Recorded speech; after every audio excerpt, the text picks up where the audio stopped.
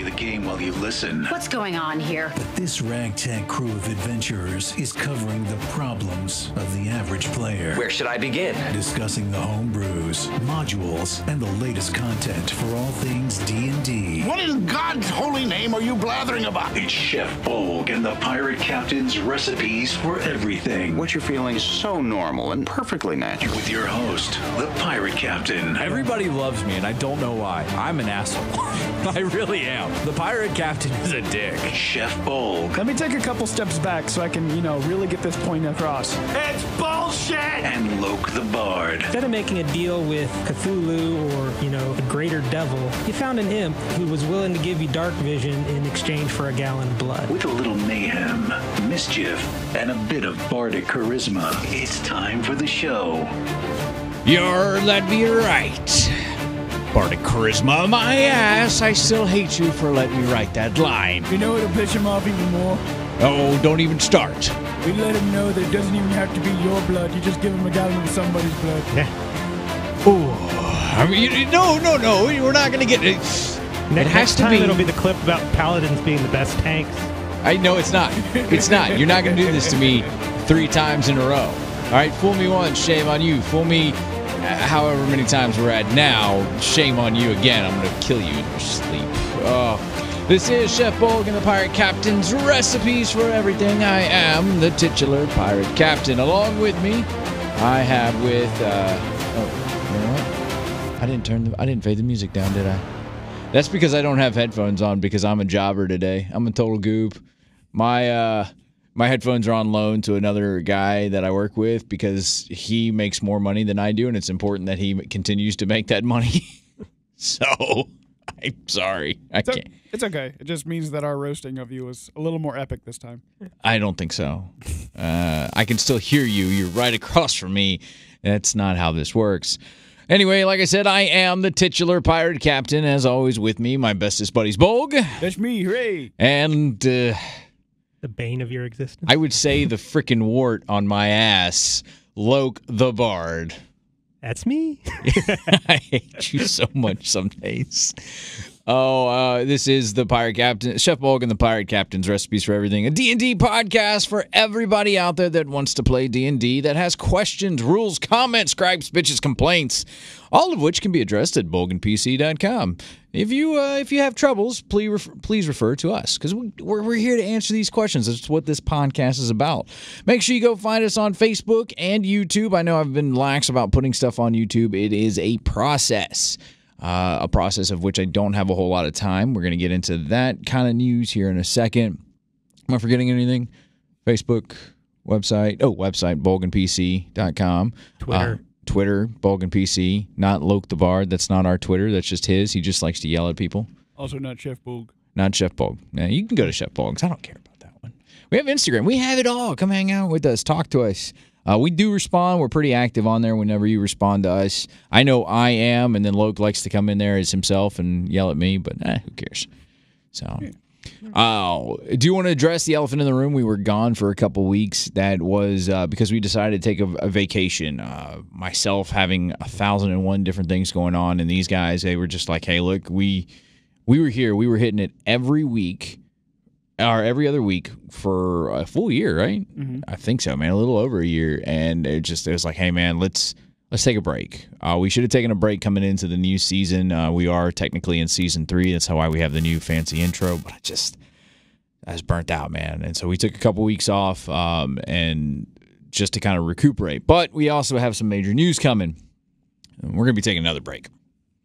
This one will be longer than a couple weeks. This one isn't going to be as long as the cancer break between season 1 and season 2 when our illustrious Chef Bolg had cancer and recovery and he couldn't talk, and that's when we inducted Loke the Bard into this ragtag crew of adventures. But I am taking a job in another state, so we're losing the facilities that we use here on a regular basis to record the show. But that just means it's going to be coming different content. We're going to still continue to do the show. For those of you who actively listen, we do apologize. You know what I did forget? I forgot the sponsor.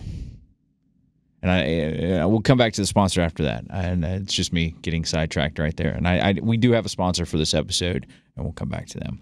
We're gonna be changing the format up a little bit. You're still gonna have the great quality. You're gonna have the great crew as we always are. They're still gonna rag on me and tell me that dark vision is for everybody, and I think magical dark vision is not. It is not, and you can't convince me otherwise. But I'll be moving out of state for a radio job. That's what I do in my normal day-to-day life. I work in radio, so. But don't applaud me. Don't say congratulations. I just continue listening to the show as soon as we can. If you go back to all those social media posts and stuff like that, we will let you know when our first show's coming. And the format's going to change. We're going to be doing it over the road. I was willing to hand the IP over to these guys and say, hey, look, we've created this. It is now your time to run with it. And these guys were like, but we can't do it without you, Pirate Captain. What are you going to do without you, Pirate Captain? And it was Pirate Captain this, Pirate Captain that. And then they come in here and they want to give me crap. It's more like who hasn't shut his mouth for the past 6 minutes. And it's also, how do you have a show with Pirate Captain in the name with no Pirate Captain? You just call it Chef Bulg's Recipes for Everything. Yeah. And then we just kill off Luke the Bard. Yeah. Then he Different just got show. me, like, talking at nothing. I mean, it worked so far. Yeah. I talked at nothing for what you said, 6 minutes? 6 minutes? It was close. Yeah, but you have charisma. I have I had to put the strength. points somewhere. I had to point the points in somewhere, and apparently everybody still thinks Intel's a dump stat, so. I mean, it's my dumb stat. Yeah, we don't talk about that's one of my. We'll get into that later because actually, we were talking about. Sometimes we come in here and we call it a wing it episode where we just we don't really have anything we want to talk about, but we want to do it. So this is going to be a wing it episode. But those are more, we have a lot of things to talk, but we don't want to just talk one subject. Yeah. I do want to talk about our sponsor that I almost forgot, and I said it right the other day when I was talking about it. This is Shatter Main Comics. It is Shatter Main Comics, man. Those guys have been writing a comic book about their characters in their D&D campaign, and it's awesome. They're up to 7 issues. They're going to be on a break. They're going on a hiatus as they kind of transition to a new artist. I got issue 7. Oh, my God. It's impactful. And you're going to find yourself, as you read these comics, you're going to see yourself in these players. All right, they are going to be doing things that you've done as a character. So it's D&D comics for D&D players. Go grab them. Go to Shatter Main Comics. Just search it up. It'll bring you right to their website. I have a hat that I've already ordered coming in through them. If anybody that's seen me out in public, they all know I always wear a hat. So I have their hat, their comics. Go support those guys. They're supporting us. It's the least we can do, and you'll love it. It'll be worth it. You're going to want to buy the comics. If you bring it to them after you bought it, they're going to sign it right to wherever you meet them at. If you meet them at a convention or whatever, let them know that Chef Bulg and the Pirate Captain sent you. Yeah, they're very sociable, very out. They go to a lot of the conventions and meet the fans, and they're good group of guys. No, it was great having them on the last episode, and then we take the break, and I felt bad. I was like, man, I told these guys they would be a big part of our show moving forward. They said they were going to try and do a cartoon series, and I was like, I don't care what you do, but I want to be the villain. Even if it's like a one-off villain that I get to go in and like I'm coming out to fight and I just die immediately, I get to be that villain. And they're like, if you just shut up, we'll let you do it. I was like, yay, I win again by default. Oh, and now to actually get into the real show of our Wing It episode, why do we treat intelligence as a dump stat? That's not fair to intelligent people. Because of the way they've designed 5th edition, if you're not a wizard, there's not a lot of things that require intelligence. Because intelligence is a role play stat. You can play dumb, you can play smart, regardless of what your number is. So the mechanical benefits of intelligence for non-wizards, saving intelligence throws, there's how many spells? 5, 6? It's not a lot. I think they're all like the mental spells, right? Like all the psychic ones? Not all of them. Most of them are wisdom. Wisdom or even charisma. Yeah, so it depends on... There are a couple of them, like... I can't even think of one off the top of my head right now. Feeble Mind, is that the Feeble one? Mind uses intelligence. Yeah, it's all the mental spells and stuff like that. Well, it's not all of them, though. Like, things like... the psychic ones are all... Vicious Mockery is wisdom. Vicious Mockery and those kind of things are all wisdom saves. Yep. Charm spells are wisdom saves. And sometimes playing intelligence as a dump stat is just fun roleplay wise. Okay, we say this, but then you get a whole group of damn people that want to be like, I've got a 10 intelligence. Now I'm dumb as a damn box of rocks. Well, no, 10 is average intelligence. Yeah. Right, but people treat 10 as like some kind of like special farm level idiot, and it's the worst ever. We also, we get to where we had a party where the average intelligence score was between 6 and 8. Yeah, but and they acted like they had a 4. That's the thing I hate about that. Is like sometimes just because no one's ever said what the average level intelligence in D&D really is. Like we're not saying like is average. And I've had this argument with my girlfriend because she's like, oh well, Iron Man's not a superhero. He's like he doesn't have a superpower. I was like he's rich. He has That's a genius. superpower. Well, he has genius. He has Same as Batman. He has like double genius level IQ. And I was like, that genius level IQ, she's like, well, being smart is not a superpower. I was like, you're thinking of being smart in our world. You're thinking like Stephen Hawking. I was like, in the world of the Marvel comics, you know, their intelligence, these guys are the guys that had multiple PhDs by the time they were 16. Yeah. That's how smart they are compared to what, you know, here, how many people in the current world can we think of that have multiple PhDs by the time they're 16? Not a lot. Right. So why are we treating average level intelligence like it's, you know, a high school kid that doesn't know the world or stuff like that? That's more wisdom yet again. So I would honestly say that wisdom's more of a dump stat than I'm trying to remember.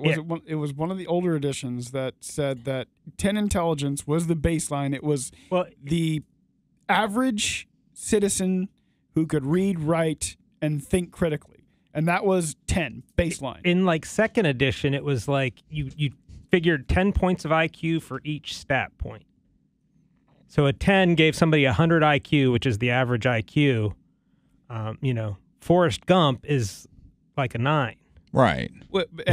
And they moved away from that because IQ is not really a great measure of intelligence. And you're right, it's not, and I get that, but that's just like that's a baseline that we can all say, okay, hey, look, we've set the standard. Yeah. All right, that's what I'm saying. So why are we getting into this idea that the 10 is, like I said, it's like some non-educated, you know, local yokel that's just somebody misinterpreting. Yeah.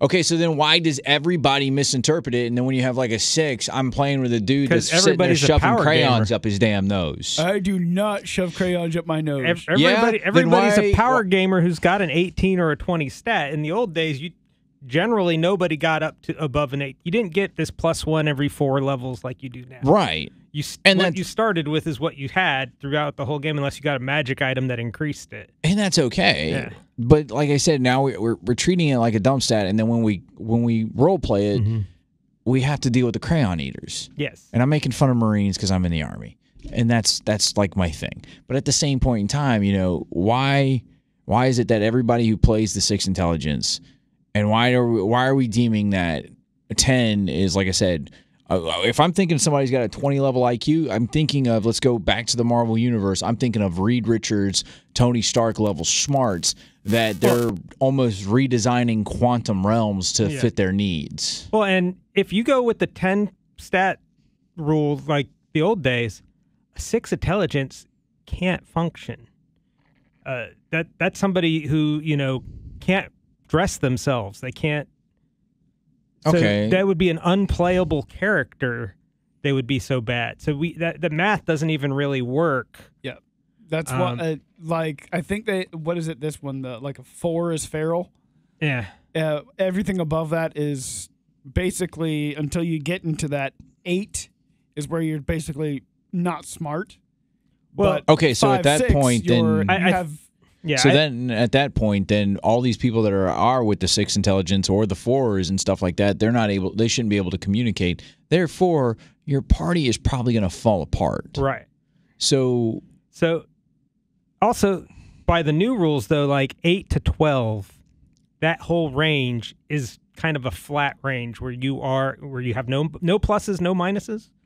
Oh, it's the bell curve. Yeah. You know, how I made it through high school. So all of that if you don't have a minus, because your actual stat number in 5e does not matter as much as the plus or the minus.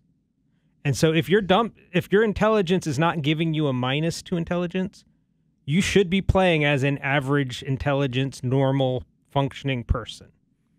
Yep. Because you have no disadvantage, you have no hindrance to your intelligence score without a minus to it. Now, if you have a 6, you do have a minus to your intelligence. So in that case, yes, you are going to be you're going to be not as smart as the. Isn't 8 or? Actually, 9 comes with a negative. Not it's reversed. 10 and 11. Yeah, 10 and 11 are your zeros. 9 is -1. 8 is -1. And then down. Yeah. So you have your Forrest Gump at 8 and 9. And you're non-functional. Yeah, but look at Forrest Gump. He did all those things. Yeah. I played ping pong and I don't know. Fought in Vietnam. I would say Forrest Gump is more of the 6. And after 6, you start getting to the non. What was your intelligence as bulk? 6. Okay, so then why are you dumber than goddamn Forrest Gump? Well, that's what you guys are saying. I'm saying I'm as dumb as Forrest Gump. All right, Forrest Gump was actually a pretty smart guy. Like, he was just very literal. I think more Forrest Gump just didn't have any, like, common sense versus... I mean, he successfully had a multi-million-dollar shrimp boat company. He fought in Vietnam. He played ping pong. Like, he was really good at everything else. He just had no common sense. Opened a well-respected restaurant.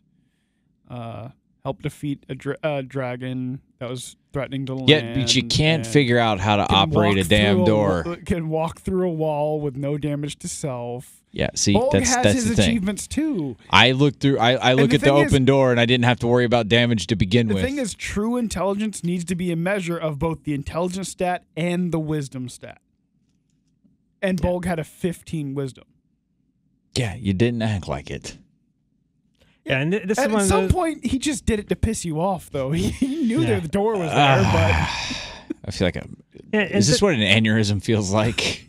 This is one of those stats where I have similar problems with charisma because a lot of people don't know how. You can't make yourself pretend to be more charismatic very easily. That one's I would give you that. That's probably a harder roleplay stat than any of the others. Yeah. So sometimes, like, if I were the designer of D&D, I probably would, we'd have a magic defense stat and a magic offense stat rather than like an intelligence and a wisdom type thing. And those would add into it or something? Your intelligence would be what in your background something you would make up. It would not be...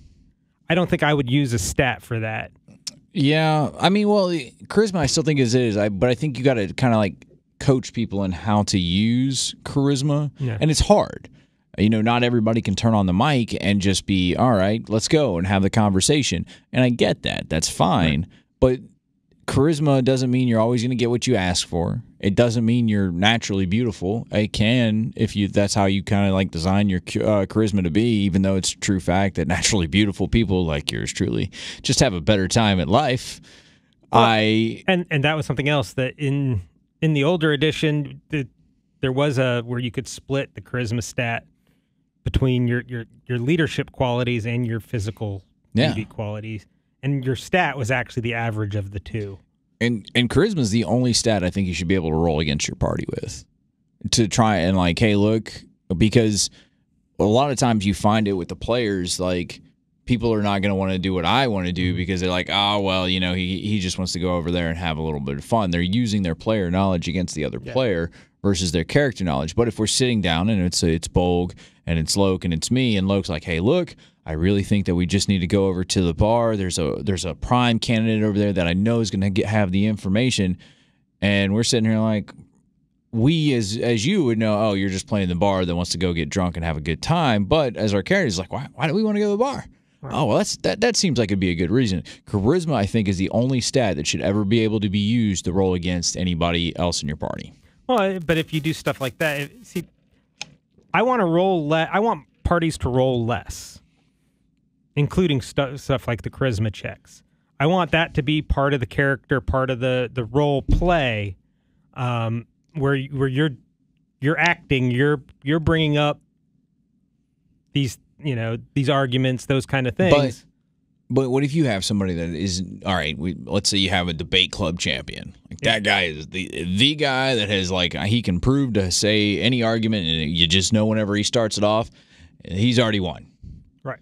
Versus me, who's like, all right, well, not me. Versus you, that's just like, all right, hey, look, I can't win this argument, but I know that's the wrong thing to do. But you're playing the bard, and he's just playing a fighter. Yeah. All right. But you know that going into the bar is going to yield the information, and the guy's like, well, we shouldn't do it. But he's using, like I said, he's using his personal knowledge and skill like that. I get not wanting to roll as much, but this is one of those times. Like, look, I need you guys to see it from my point of view. Yeah. Because now we get the underhanded trickery that we sometimes see in the parties. We've talked about it with Felix, where he's like, yeah, I went in and I changed the map and got them to go the way that I wanted to go. That's a little shady and underhanded, and that probably wasn't in line with the idea of being a paladin. If you're a lawful good paladin, right, you're probably not doing the right but thing. But he was a warlock at the time, so okay, fair enough. Shady is part of the package with them. You got me there. But yeah, and he didn't do that with charisma. He did that with, sneakiness and sleight of hand, which are all dex-based checks. But if he were to try to convince the party, it should come down to a roll the way the mechanics work currently. However, you're going to have the charismatic. I'm a good charismatic person, but I've got a low charisma score. However, that person's going to use their real-world charisma to convince the group of real-world people to agree with them. And I think that, yeah, it does have it's going to have its issues where you're going to run into players that use it for bad. Yeah. Like, okay, now we're really just going into the bar just because we know that I'm going in there to party.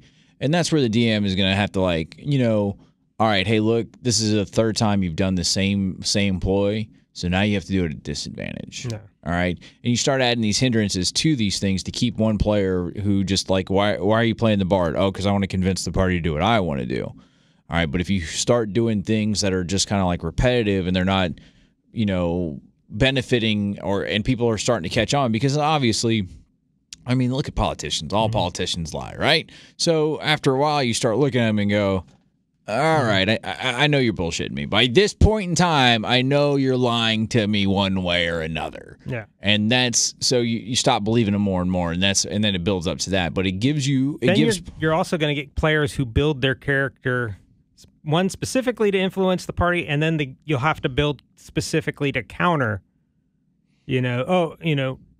Pirate Captain always builds characters who are high charisma to make everybody do what they want.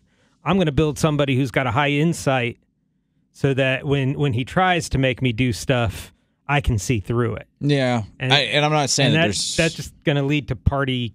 But, I mean, you're already going to have party strife, like I said, when you have one person that just dictates kind of like what the party's done. Because I've seen it in our group before where somebody's like, well, we're doing this. And it's just like, well, you're one person. He's like, well, I'm walking over here and everybody needs to follow me. And everybody's like, doesn't want to stand up and say, well, hey, look, I really don't want to do that. I kind of wanted to go over here to the left. But it's happened in our group before. It has happened, but it's also happened at the point where that person goes, okay, I want to go over here and do that. And then he's like, everybody follow me. And then he just walks alone. Yeah. Right. It's corrected itself a couple times, but less times has it actually corrected itself. I've seen it happen multiple times, like where you're trying to explore other characters and let them have their backstories and let them guide in and come up on that, and then you have the one player that comes in and he goes, well, we're done with this. We're going over here. We have to. We absolutely have to. And everybody's like, oh, well, you're right. I guess we have to. And it's like I said, I'm not saying that my plan is without insight. All right, to coin the phrase and stuff like that, but it's not without insight, and there's not without its flaws. But I think it's a little bit better, and it's my only justification to say that charisma would be the only stat that you should be able to roll against your party. And that's not to say you're having like a arm wrestling competition and then you're going to have a strength roll off. Honestly, I'd just go with natural strength. The guy with 20 is probably going to beat the guy with 15. Just gonna throw that one out there. Now you might have a chance, but now the guy who used wisdom as their dump stat versus the guy's charisma who has high charisma, that's basically the same thing. Yeah, you're in the same situation where you're always going to agree with this. Not always, but you're going to be easily convinced by this person. If he makes a good enough any kind of argument that. And we've made characters that were at. There was one point where, what do we call her? Call her Rava. something. Rava. Yeah. Rava and I had two characters that were so observant. Loke over there just stopped making us roll to see if we see something. We just saw it. Yeah. And that's just the way the game progresses. I mean, and you say charisma should be the only thing they roll against. What about Dex? Why are you trying to steal from your party? To build a city. Well, and that goes back to the whole thing, though. If you're rolling charisma against your party, I mean, in the end, this is a game with real people that you're really, would it be fun for those people if every time a choice had to be made for the party, you just rolled and said, no, we're doing it my way? I mean, it's the same. It goes the same way on the other side, though. You can make the same argument of somebody who has that natural leadership in a group, because it happens. We have people even in our group outside of me that have that charisma and that natural leadership skills that kind of direct what we do.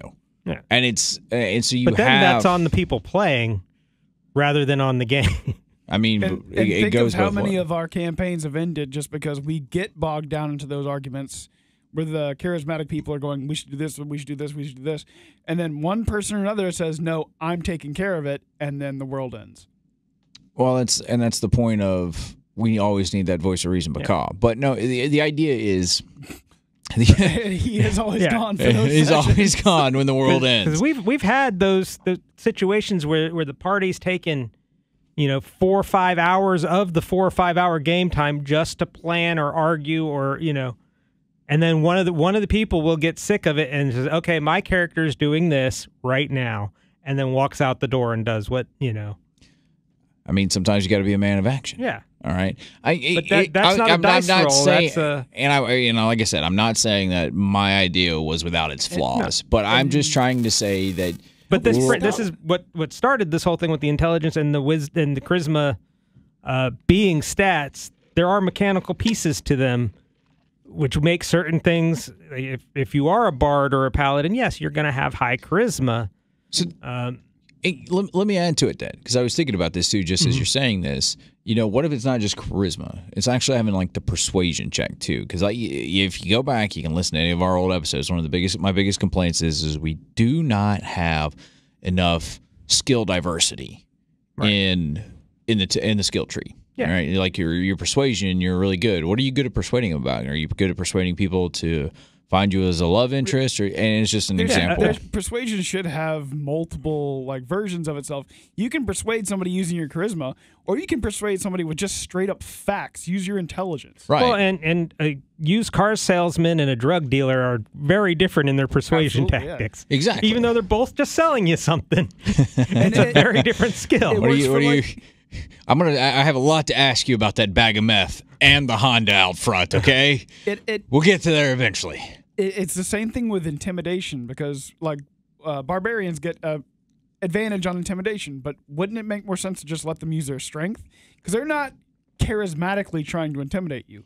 They're using the size of their body and their strength to make you afraid. I think that if you're a paladin, all right, let's use a paladin for example, because I think when you think of leadership if you think of leadership in a party, it's usually like a paladin or like a very pristine warrior, like a knight-like warrior. So if they have charisma as a stat, like a decent stat, in their persuasion, there should be like a little thing called leadership, all right, where when they persuade, they have like a little bit of like a bonus to their persuasion plans, or they get some. Like if their persuasion check involves leading the party, maybe they get advantage on it. You're right. Yeah. Versus, and this is where it's going to kind of correct that problem earlier. I was like, oh well, let's just use charisma as a straight stat, because you're right. Nobody's going to beat the guy with an 18 charisma if everybody else has got like 10s or 12s. Yeah. It could happen. Yeah. Yeah, and the non-cleric, the wisdom stat is the stat that is the checks are against. Right. And that's not as much of a dump stat in these editions as intelligence, but it's, not a lot of warriors, fighters, barbarians putting a lot of extra points in, especially if they're doing a point buy type situation. Not putting a lot of extra into wisdom. The two most common dump stats are intelligence and charisma. Which it's so stupid, because we've built the game around dex, con, strength. Yeah. But you can fake it without those because of what they do mechanically. Yeah. I want to give. It goes into the intelligence being a dump stat, charisma being a dump stat, but I also want to give power to the players that, sometimes their voice doesn't get to be heard. Yeah. Like, and it's a winged episode. So we're just kind of rolling these topics together. But that's the idea behind it, is that this game will actually help you build leadership skills, all right? And it'll actually help you build team building and problem solving skills, and that's great. Stuff you can put on your resume. There you are can put this on your resume. There are also some people when they're playing who don't want to be the leader. Mm-hmm. They don't. So they've specifically built their character to have low charisma because they don't want to be out front making those decisions. So you want to know one of the biggest reasons I enjoy playing World of Warcraft? Because I don't have to be in charge. Yeah. Everywhere I go, I have leadership duties some way or form or another, and I get to play World of Warcraft, and I get to take orders and just follow orders for a little bit. Would you kindly? My murder hobo in Ravna's campaign was one of the most fun characters I ever played. And this guy, he was a literal hobo, lived in the streets. The party dragged him along. The party forced him to bathe every, couple sessions because he stunk so bad. Barely able to function. But he made no decisions for the party. He went where the party told him to go and killed stuff. And that's fine. It was one of like I said, it was one of my favorite, most fun characters to play, because that is what I was looking for out of that campaign. I've played Loke the Bard is completely different. In the I'm going to go sleep with my boss's imaginary daughter. Yeah. He was completely trying to do other, he was a bard. He was trying to manipulate, and do all kinds of crazy stuff. But that was what I was looking for at the time. And that's okay. But like I said, sometimes you have people that are actually trying to, like I said, they want the story. They want to go explore some of their story. But you get the gung ho players that are like, no, we've got to go to A so we can get to B so we can get to C. Yeah. Versus, hey, look, can we just take the long way around to get to B because there's something over here at A.2 that I kind of want to see that has something to do with, my story. Well, because it does, because it's going to make more, and I'll get to you here in a second, Bo, because I hold that thought. But you as a DM, you're trying to navigate and give everybody their side stories, but then when you have one player that's shoehorning everybody in, now nobody else gets to see their side story. So now not only is your work getting to go unnoticed, now other players are starting to kind of feel left out. No, I'm sorry. What were you saying? And it's one of your least favorite phrases, but it kind of comes down to it. That's on the DM. They have to go, no, wait, we're taking care of something else right now. You'll get your chance, but this character is wanting to do something different. If you want to do something, you are more than welcome to go on your own. You don't have to drag the whole party with you. Right. And that's fine for it to be on the DM, especially in this case. And I'm fine with the DM having to stand in on that one, and because I don't know. I want to make sure that people. I go more. It's on the group. The stats are not using roles, and stats are not going to fix it because you're going to get people abusing it using that instead of using their will. Maybe a different person's the one abusing it in this case. But I think over time you end up, like I said, the more and more you hang out with somebody, you start to learn their idiosyncrasies. Right. You get to learn the ways that make them tick, right?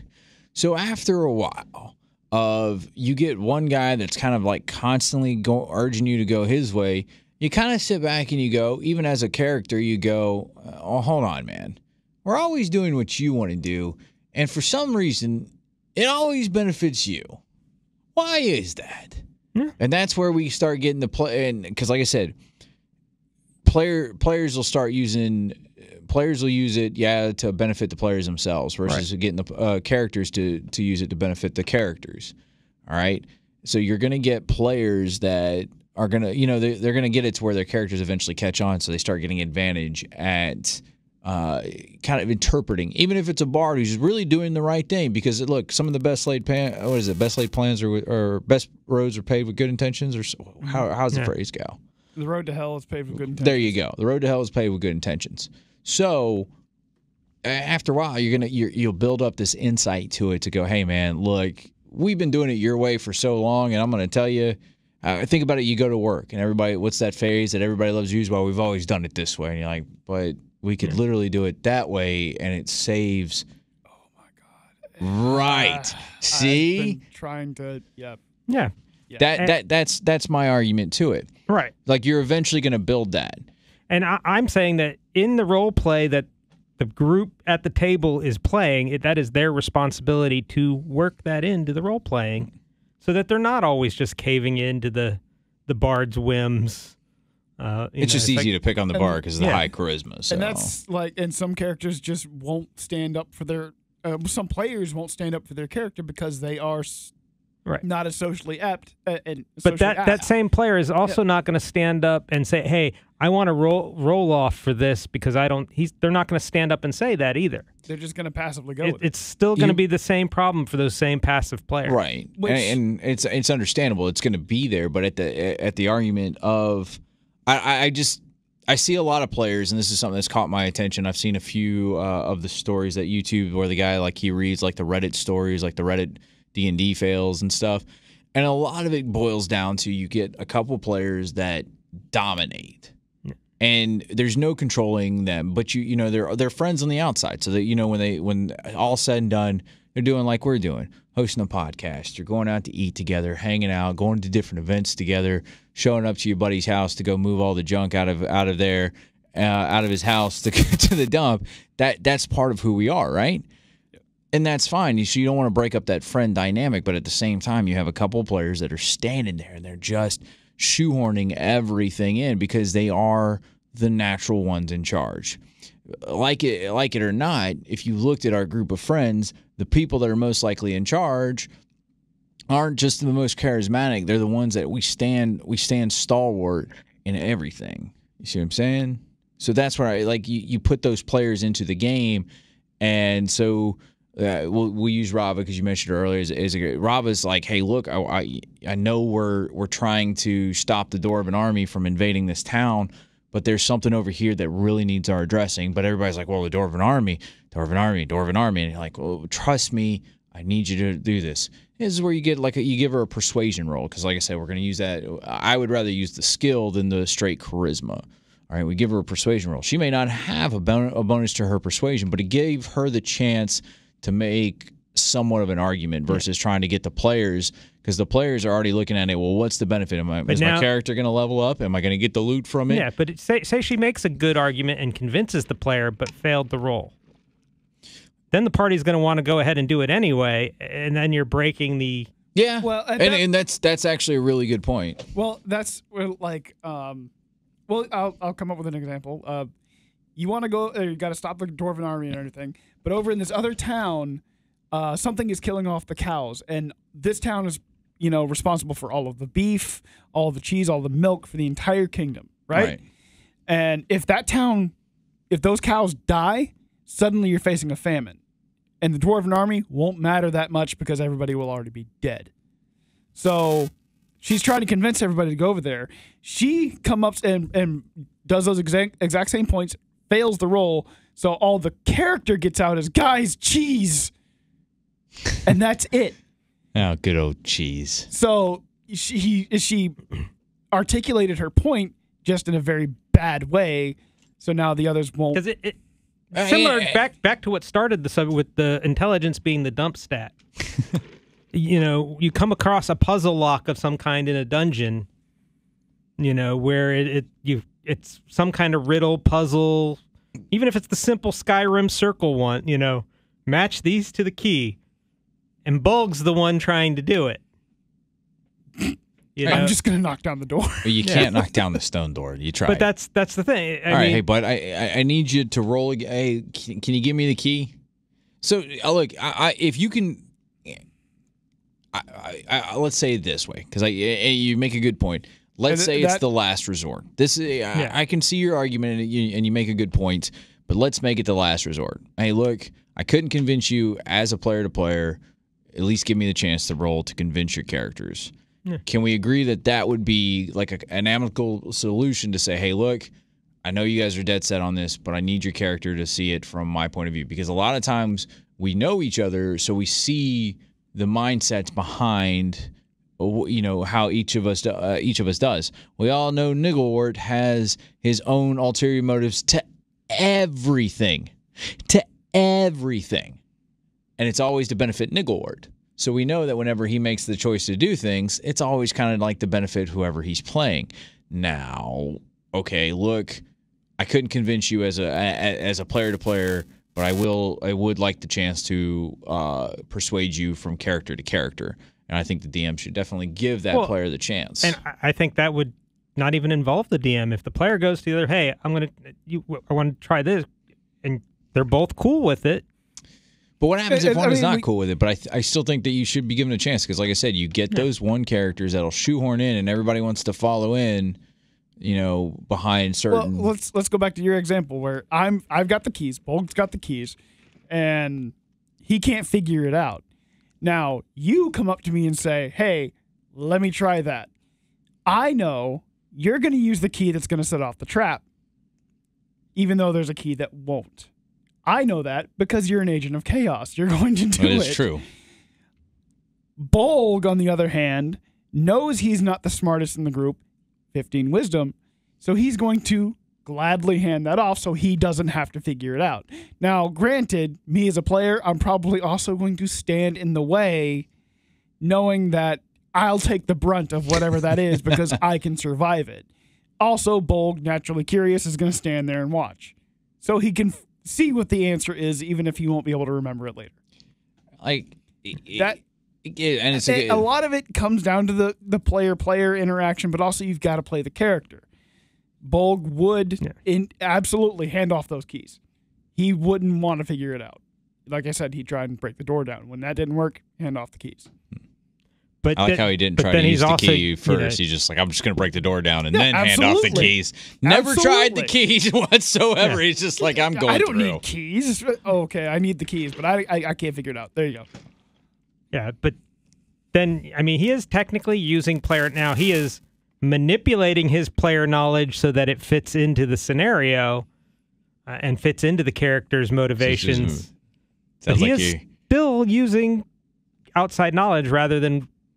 I think that's like my big thing. And like I said, watching those videos and stuff like that, it's kind of where I've got the idea for this topic was like watching players use player knowledge to affect everything versus what the characters know.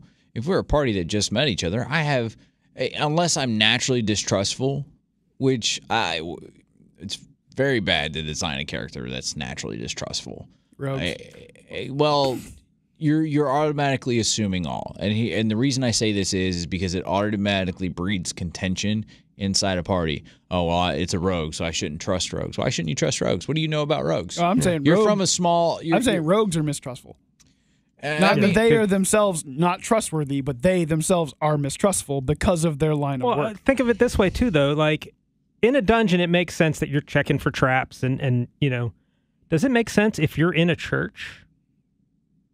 I don't know. I've seen some pretty trap baity churches. I mean, if you're walking into a public space of some kind, the DM may have put a trap there, but does it really make sense? Well, I know he laid out a dungeon map, so we're going to get in a fight here, so I'm going to check for traps as I enter. I mean, that's still the same kind of player knowledge. You should definitely not be using your player knowledge. That is a definite. The other player should go. You don't know that, dude. But how often are you in a dungeon that is actually a temple or a castle? They should stop putting temples under the ground. Yeah, this is getting kind of old. All right. Well, okay, the castle. You're in the Lord's castle. You're trying to rob his treasury or something. I mean, the treasuries may be trapped. The treasury may be trapped. Like I'm going to pull a Robin Hood. The main public door entrances. I'm you pulling check traps on that. I'm pulling a Robin Hood. But it's there not are the king's players treasure. Who every it's single our door, every doorknob they touch, I'm going to check it for traps before I open the store. Why? You're in a hotel. Yeah. You're in your house. Why are you checking the doorknob for traps? You think the king's just going to go in there? And My name is Sidney Prescott, and I'm afraid of Ghostface, so I'm going to check everything for traps. That's the player. That's the player using their player knowledge against you, and I guess that's what we could call this whole episode. Well, okay. Every time you talk to an NPC, I want an insight check to see if this guy's lying. Why? That's the question I'm going to. Yeah. It's like I said, because he's an NPC talking to me. Therefore, He might be lying. It's out there. And it's just like a children's costume character for like a theme park in the world, and it's just like, I was just giving directions. How do I know those aren't the directions to a trap? Like, where's the restroom? Oh, right there, where the sign says restroom. It's literally next to him. Insight Too check. simple.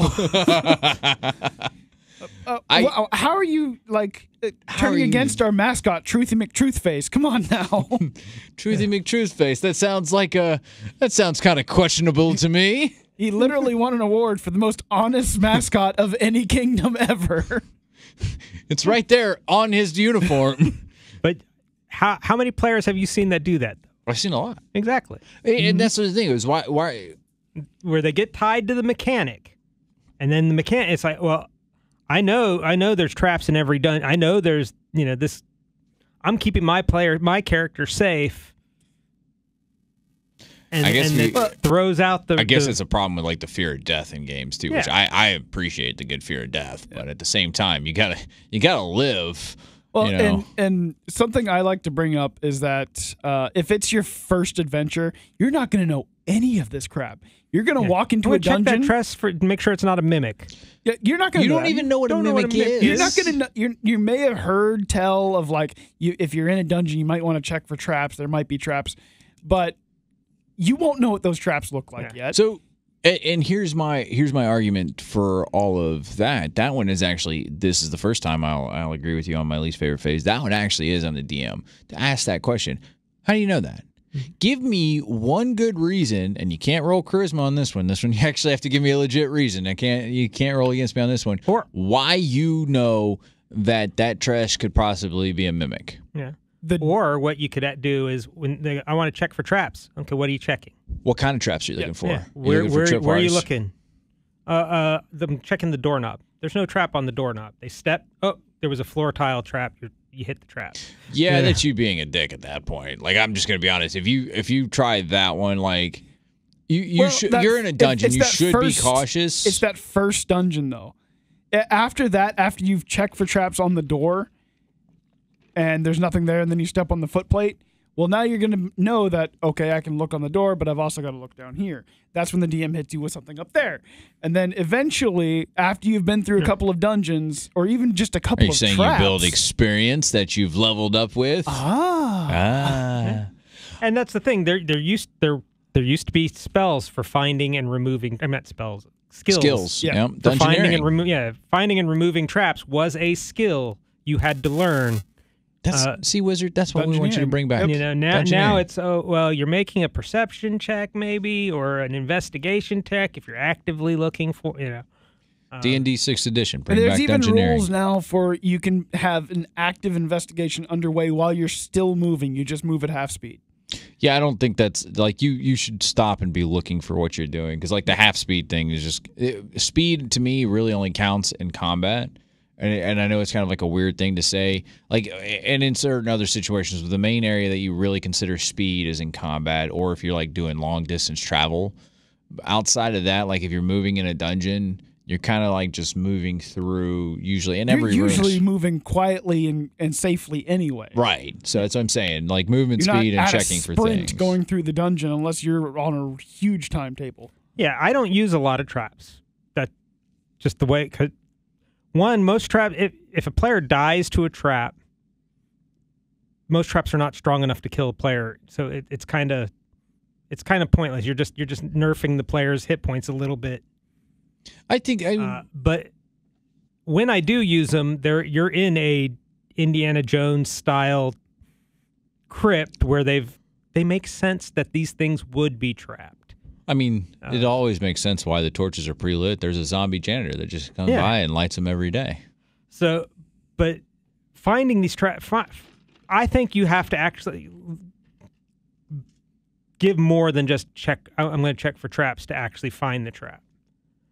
And I'm fine with that. That's absolutely. But like, why? It goes back. But the real question is why? Yeah. Why are you doing this? This is your first dungeon. You're a level 1 character who's lived in a town. You and your buddies have decided to go explore for the first time. Even then, you walk into the room. Gives me a good idea for all the walls have tiny holes all along the path you need to walk. even a level 1, you might go, okay, well, I need to level check. 1, like, huh? What's in that hole?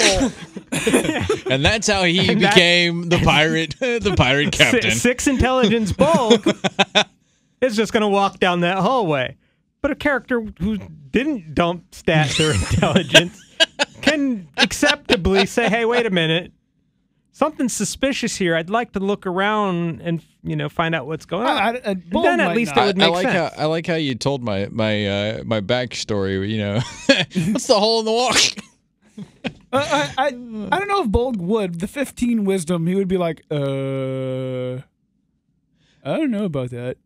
But Bolg's way to check he would for also tracks then was just convince himself, there's nothing, and then walk. Yeah, his way to check for tracks was to just walk through them. The first few dungeons. After that, we had no rogue, so Bolg took it upon himself to check for traps, which he did very loudly in each room of the dungeon. Check for traps, and then he'd walk into the trap. Walk into the trap. Yeah. But that's like I said, over time you've built that experience. But I'm going off the level 1. Also, when you find those traps, to disable those traps. Yeah. Standard piece of adventuring equipment when you were in old editions, everybody carried a 10-foot pole so that you could tap the stones ahead of you so that, or vault over the pit if you needed to or whatever. I still carry a rope and a mirror. Yeah. And I use my rope and a mirror. There was even ways to just safely set off the trap right next to it. Right. Like, say you saw what the trap was. It was an axe that swung down. It was just a pressure plate. You just push the pressure plate and step back. Yeah, but you also miss the ones that reset. Those are my favorites, the resettable ones. Yeah. And then you're like, okay, cool. You press it, activate it, and then you walk And then through. there's the ones, the Indiana Jones Last Crusade one, where if you're not kneeling when you set that pressure plate off, your head comes up. Yeah. So got to do the tuck and roll. But I think with the distrust of players naturally, it's just bad. It breeds bad party cohesion, I guess is the word I want to use there.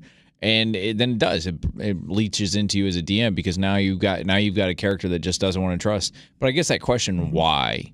What is Gamora? I got a better one for you. Why is Gamora? And you're like, okay. Yeah. But see, now that would be the argument not to have intelligence as a dump stat, because you as a DM could say, no, Bolg, you're too dumb. You're not going to notice. You're going to just walk right through this. Leave it to him to finally actually bring this thing full circle. Well, and that's Bolg could notice. He could see that there's a tile that's up a little bit higher, but he's like, they bad masonry in here. Yeah. And then just walk on. Now, he could avoid it because it looks like he could trip over it, but that's a completely different thing from knowing it's a trap. And there's things a good DM can do where, like, when he's describing it to the party said, okay, this room, it looks like it's got some bad masonry, and it looks like some, termites have been eating at the walls. Oh, you're the smart one? Smart one. Those holes look man-made, and that tile looks raised. And we actually, earlier I wanted to bring it up a little bit, but we live now in a time where the DM could, in theory, text or message the smart one, that this stuff is not just bad masonry. Right. And the other players have no idea. They just like, oh, okay. Somebody needs to get because you don't need to just use that for stuff like when the rogue is stealing from the party. You could actually use it for productive things. Yes. That's right. Look, I do miss the era of DMs passing notes or like talking in secret to certain players, and I know it kind of like it goes against that idea of like, hey, you're building kind of mistrust in there, but sometimes like having that bit of information can, like, because you also want to see, it's almost like a social experiment. You want to see what giving information to certain players does, how they handle it. Maybe it's you actually give bad information to a player that is going to share it, and it just causes like a party catastrophe. And now everybody's like, oh no, if he gives us anything, it's probably a bad thing again. Honestly, Outbreak. that would be fun. I do that stuff all the time. Outbreak of doppelgangers. And you give each one of them a note, and each one of them reads the exact same thing. You are not the doppelganger. Oh, man. But because he brings each one of them in individually to give them that note, What kind of party? They all think one of them is. Man, honestly, that would be like. That is like the perfect idea for a one shot, like that's an evil DM right there. But that doesn't actually in do our anything. current campaign. There was a time where there was a plant pod people straight out of Invasion of Body Snatchers, where with body snatched a party member, and I passed the note to that party member. It's like, this party member on the map is not you, but I had them control them as if it was them. They knew the whole time they'd been snatched, but they were controlling that person. Actually, Bulb's character was one of the ones that was snatched. I feel like it's like the brain slugs from Futurama. And it's like, and of course, it took when they attack their own party and stuff happens. Then obviously wait a minute, something's going on here. Are you afraid of fire or something like that? Like you give them any good telltale signs? What were you trying to do as a body snatcher? Like I held back. Man, was it Felix who just went ham and went in there? I held back because I was trying to act like I was just normal. Yeah. And he just decided to immediately attack them. Well, see, that's where you messed up, man. That's where they had to protect the pods. Yep. Because the pods were what snatched them. Okay, so it's like we shouldn't attack those things, man. We don't know scientifically enough that is what snatched that poor thing. I'm looking at you in the pod. Yeah, and the paladin charged, when the party got close to one, he was like, no, and attacked them. What's going on here? Why are you protecting this? That's a good question. Why are you protecting this? Because it had my real body in it. That's not a real thing. Like your real body is now the real body, and my real body that you're using now. And my real body is being digested by the plant. That was the other thing. Yeah. You are now. If the party didn't figure it out fast, and they took damage each round that they were in the pods. Why didn't you try to convince them to sit around for a few minutes? Like, hey, can we take a long rest or something? Could we talk? I didn't think we could talk. I don't remember. I didn't think we could talk, so it was just kind of us being silent. Well, that sets up red flags anyway, because I've never known him to play a silent character. So and I was a bard, so yeah. See, that kicked up red flags immediately. I thought they could talk, but I don't remember. It just comes out in low. I mean, this was 3 months ago, 4 months ago. It's been a while. But it was just one of the random encounters that happened in the dungeon that. I wouldn't even make it an encounter in the dungeon. I would just set them in a room. Like, this is like a Adventures Guild one shot where you set everybody in the room and you pass out the same note that he passed and just watch them fight themselves to death. You're like, yes, this successfully worked. Like, you go into a pitch black room covered in magical darkness that even magical dark vision can't see through. No, because nobody has magical dark vision. Apparently, that's not a thing. I'm making it not a thing as of now. It's not a thing. Nobody gets magical dark vision. None of them have true sight. And that's the beauty of being the DM, though. In your campaign, in your one-shots, you could easily say, no one has magical dark vision. I want them to see. It's not that it's too powerful. Y'all have misinterpreted the damn argument every time. The idea is the Eldritch Evocations feat. It was a dumb feat because you had to be. We're not doing this. I see what you did there. We're not doing this. Somebody's intelligence might be a dumb stat. I hate you. Failed your charisma check.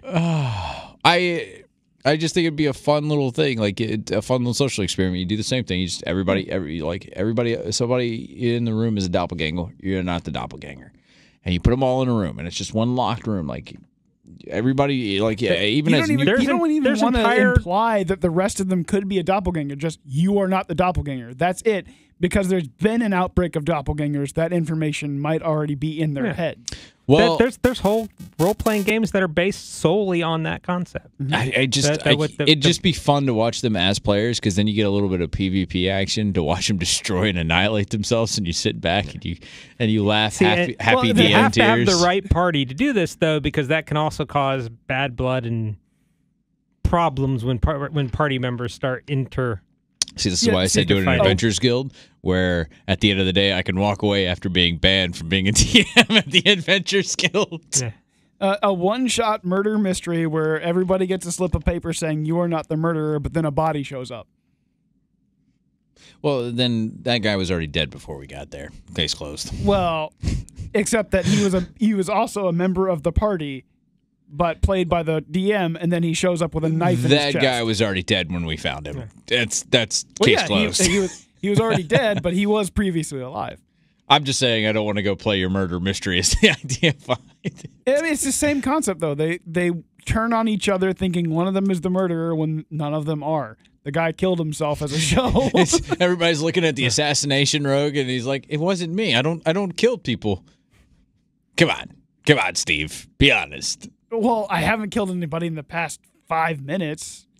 I mean, 5 days. Cleric, what's the time of day on this guy? It's actually 5 minutes. Yeah, I get the assassination rogue. And it wasn't him all along. It was like the cleric himself. He's like, yeah, I poisoned this little bastard for not believing what I believe. Yeah, and the cleric casts Zone of Truth, so yeah, he knows everybody's not lying, but then everybody thinks he's the one that did it because nobody else has it. And yet, like I said, why at are the you end, faintly he killed glowing, himself. Mr. Cleric? Who I you didn't want to covering admit. I didn't want to admit I peed myself. And it just glows brighter because that's a lie too. And he's like, "See, Okay, I shit myself." it's the sun now." Oh man, it's been a fun episode. Hey, don't forget, guys. We will be taking a little bit of a hiatus as I am on my move to my new job out of state. We're going to be transitioning into a more visual form. So we'll probably be on YouTube or Twitch or somewhere else. We'll get that figured out here. So just give us some time. We appreciate you guys listening for everything that you've done so far and sticking with us and actively staying with the show. Make sure you guys go find our friends at Shattered Main Comics. Those guys have sponsored this episode. They're great. Go read all issues. It's worth the buy. And then when you go find the guys, go talk to them. Ask them what their plans are for the future because I'm going to tell you, from what I know and heard on the side, bro, I'm excited to see where Shattered Main Comics goes. Comic book episode 7 is out. I'm going to call it an episode. Comic book issue number 7. Thank you. I don't know why I couldn't figure that out. I sound like a chump now. But issue number 7. Because you have an issue. Yeah, I do have an issue. Issue number 7's out right now. It's definitely worth a read. You're going to love it. I don't want to spoil it for you. The cover art is amazing. Make sure you find us on our social medias, Facebook, Twitter, YouTube, wherever else we're going to find it. You're going to be able to find us and stay up with our content. Email us. I was getting to the email. Email us. Gripes, bitches, concerns, complaint, questions. Do you think charisma is a natural dump stat? Or is intelligence the better dump stat? You tell us. We want to hear from you. Bolg and PC. I don't think dexterity is a dump stat. I like to be able to be stabby with dexterity. Well, strength will make up for it. I don't want to be Dex slashy. and Con are the least dump statty of all the dump stats. Yeah, strength is the third most popular, I think. I can get away without having strength. I can't get away without being able to. I don't want to be the guy that like takes a step down the stairs, trips and falls, and breaks every bone in my body. Right. So, but email us bolgandpc@gmail.com. We'll read them here live on air. What do you got there, Luke? You're saying something. My real life dump stat is Con. Wasn't me. No. With that being said, say goodbye, Bolg. Goodbye, Bolg. Say goodbye, Luke. See ya. Bye, guys. You've been listening to Chef Bolg and the Pirate Captain's Recipes for Everything, featuring Loke the Bard. Like, follow, subscribe, and share this podcast. You can also find them on Facebook, Twitter, and YouTube. Just search for Chef Bolg and the Pirate Captain's Recipes for Everything. Questions, comments, and mutiny requests can be sent to bolgandpc@gmail.com. And as always, happy adventures.